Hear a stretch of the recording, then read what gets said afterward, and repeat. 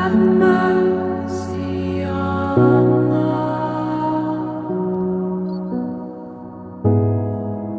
Have mercy on us.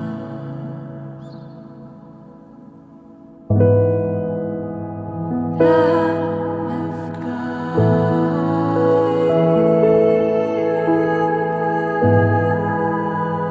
Lamb of God.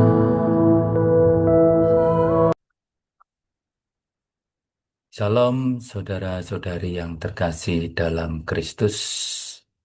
Kita berjumpa lagi dalam channel Spiritualitas Kristiani. Saudara-saudari yang terkasih, kalau saya boleh bertanya kepada Anda, pernahkah Anda mengalami terasa beban berat begitu hebat? Anda mengalami pernah mau putus asa, pernah mengalami doa-doa Anda terasa hampa dan ingin Anda meninggalkan doa, dan juga pelayanan-pelayanan Anda terasa hambar dan melelahkan, dan Anda ingin berhenti. Saudara-saudari yang terkasih, dalam situasi seperti itu, kita sungguh memerlukan pertolongan dari Tuhan.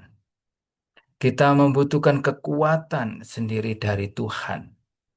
Dan Tuhan yang memiliki kuasa atas hidup kita, Allah yang Maha Kuasa, pasti menolong kita bila kita datang kepadanya. Roh Kudus memiliki karunia yang diberikan kepada kita. Salah satunya adalah karunia kekuatan untuk menolong kita. Sebuah karunia yang bukan hanya memberi kita ketahanan atau ketabahan, tetapi juga keberanian untuk terus melangkah, bahkan ketika segala sesuatu terasa mustahil.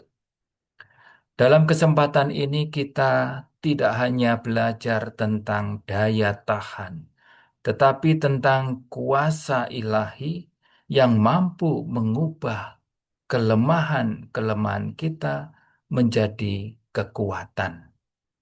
Ketakutan-ketakutan kita diubah menjadi keberanian, dan penderitaan menjadi persembahan kasih. Mari kita membuka hati kita agar Roh Kudus mencurahkan karunia kekuatan kepada kita semua dalam kehidupan sehari-hari, dalam perjuangan hidup kita. Karena itu mari kita melihat apa itu karunia kekuatan. The gift of fortitude, tetap setia di tengah badai.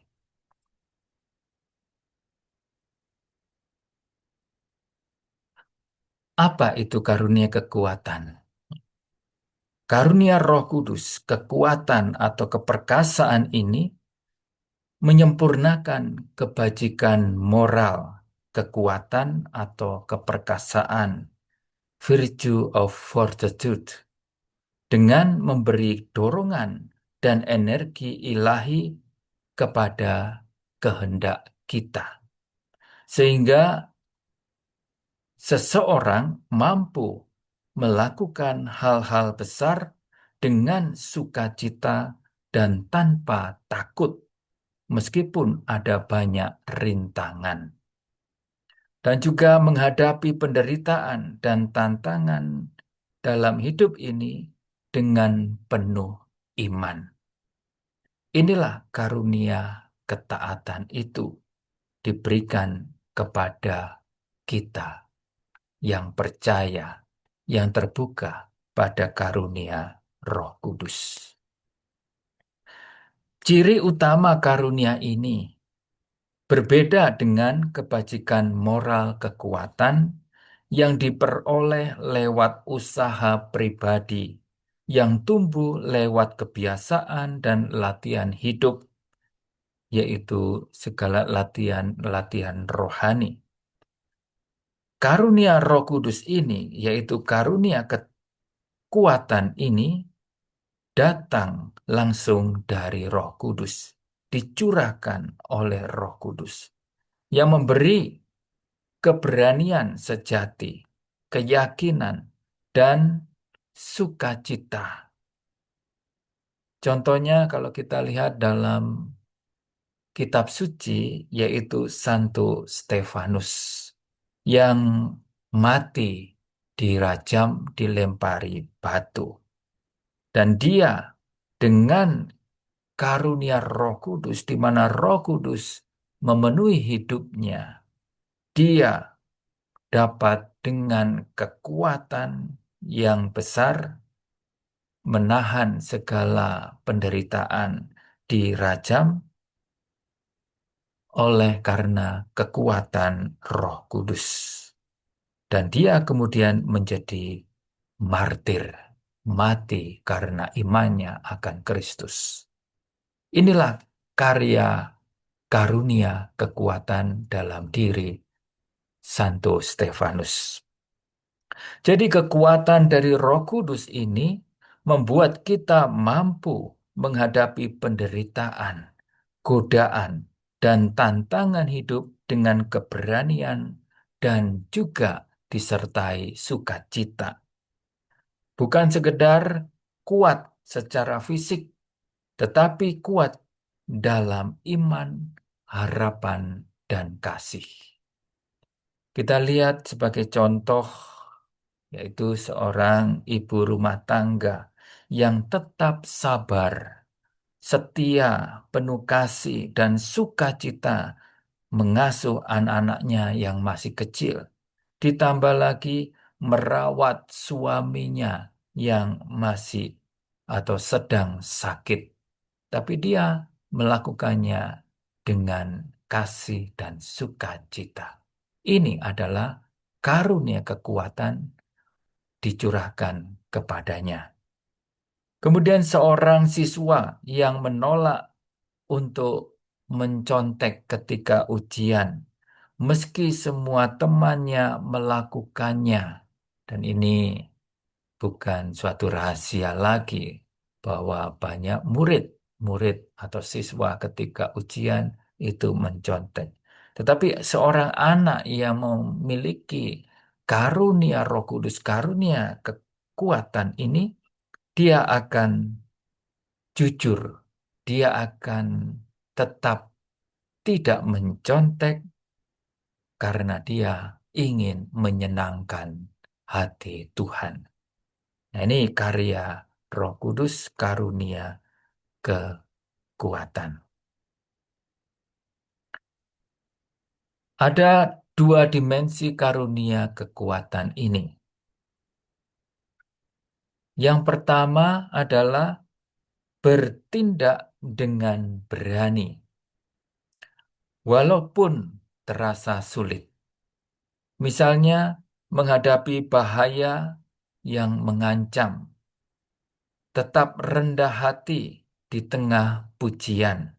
Jadi tidak kemudian membanggakan diri karena ada pujian, tetapi tetap rendah hati. Atau melawan rasa takut akan penilaian manusia. Jadi orang ini karena karunia kekuatan, dia dapat tetap tenang walaupun orang lain mengatakan yang tidak benar tentang dirinya. Tetapi dia tetap teguh dengan pendiriannya, yaitu melakukan yang baik. Juga misalnya membela kebenaran meskipun harus dikucilkan. Nah, ini adalah karunia kekuatan di mana orang diberikan kekuatan untuk bertindak dengan berani.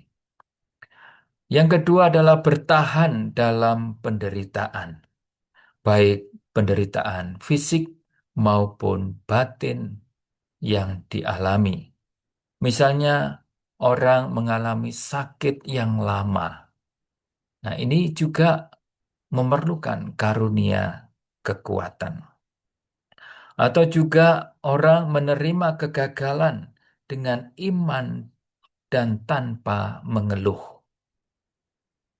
Atau orang mengalami cobaan rohani dalam latihan-latihan rohani atau dalam perjalanan hidup rohaninya.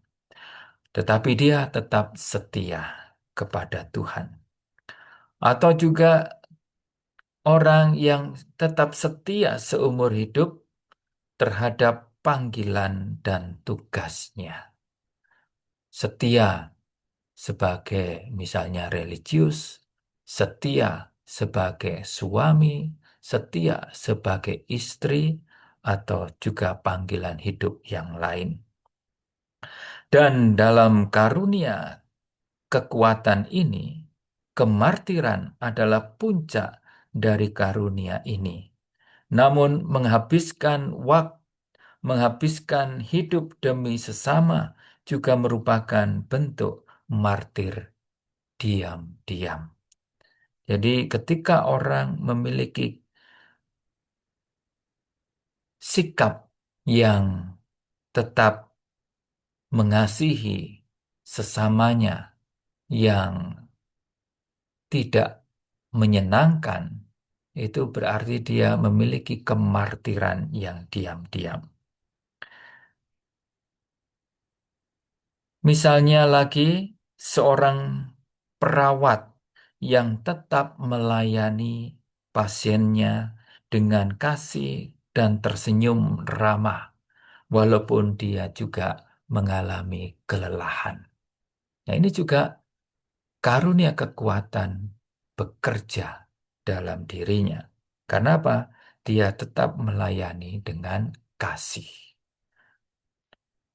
Seorang suami atau istri yang setia dalam pernikahan, walaupun sedang diuji oleh berbagai macam masalah, misalnya masalah ekonomi, masalah kesehatan, atau bahkan godaan relasi atau godaan dari orang ketiga, walaupun ada orang ketiga atau mungkin keempat, ya kelima, dia tetap setia pada pasangannya. Dan inilah karunia kekuatan juga bekerja dalam diri orang itu.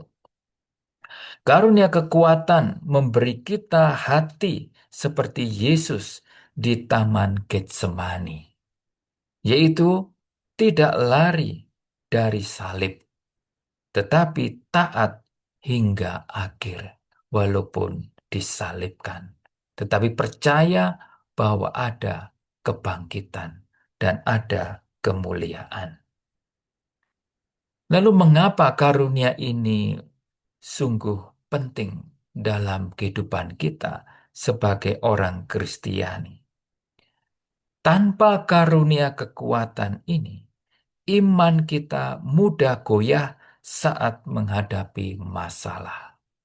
Ingat bahwa setiap orang pasti mengalami cobaan iman, dan karunia kekuatan ini akan menguatkan imannya. Dan juga tanpa karunia kekuatan, kita mudah takut, putus asa, dan menyerah. Ini, ya. Tetapi dengan karunia kekuatan ini, kita bisa tetap kuat seperti singa. Seperti kata Santo Yohanes Chrysostomus, akan menjadi kuat menghadapi segala tantangan.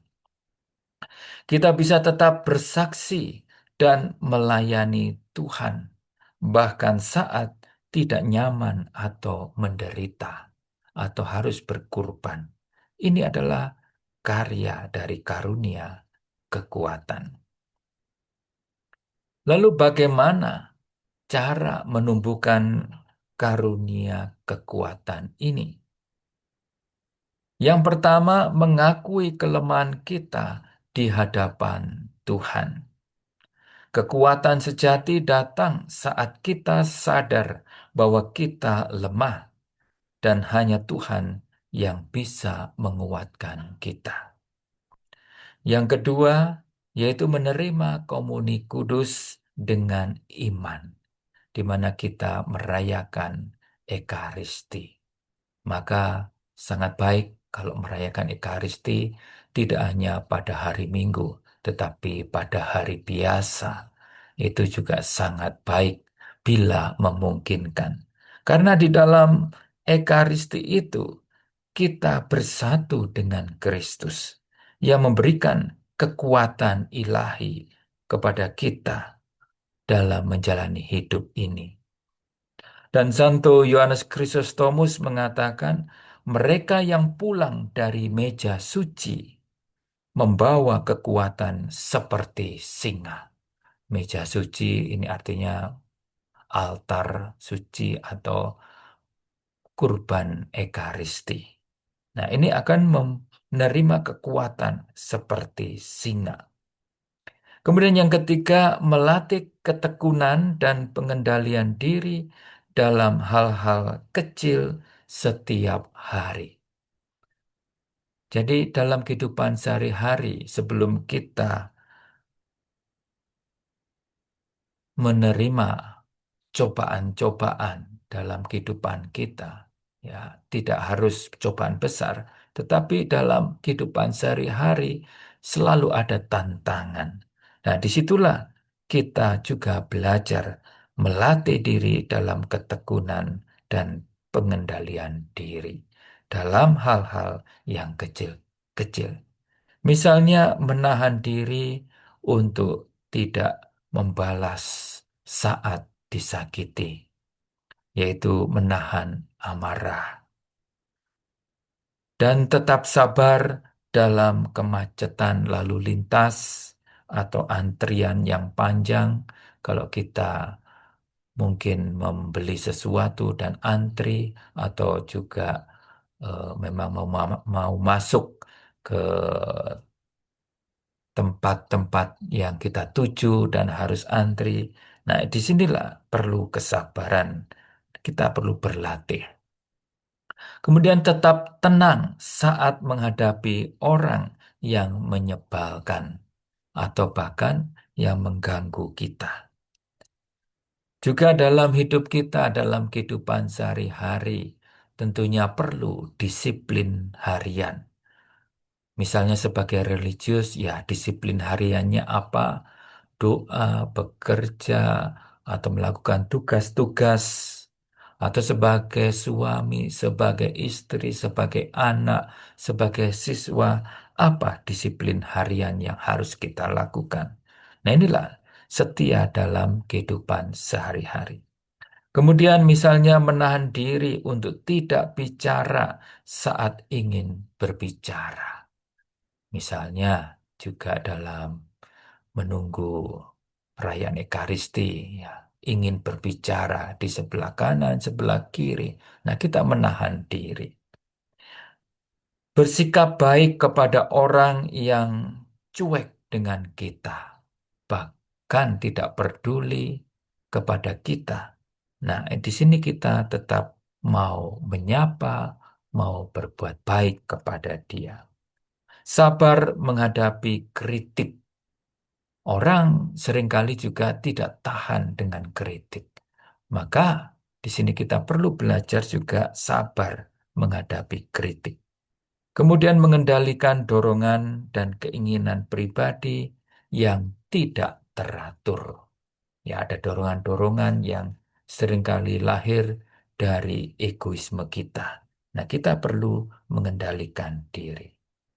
Saudara-saudari yang terkasih, karunia kekuatan ini bukanlah milik para pahlawan rohani yang besar saja atau orang-orang yang hebat, tetapi karunia ini juga tersedia untuk kita semua. Bagi setiap orang yang ingin tetap setia meski mengalami lelah, mengalami lemah. Ya.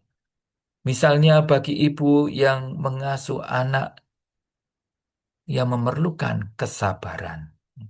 Bagi anak muda yang menolak godaan demi kesucian untuk bertahan, mempertahankan kemurnian karena masih muda atau belum menikah.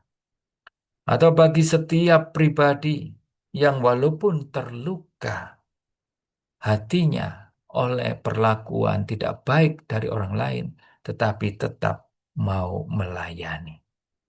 Saudara-saudari yang terkasih, singkatnya, karunia kekuatan ini berguna bagi kita agar bisa setia, sabar, dan kuat dalam hidup sehari-hari. Kita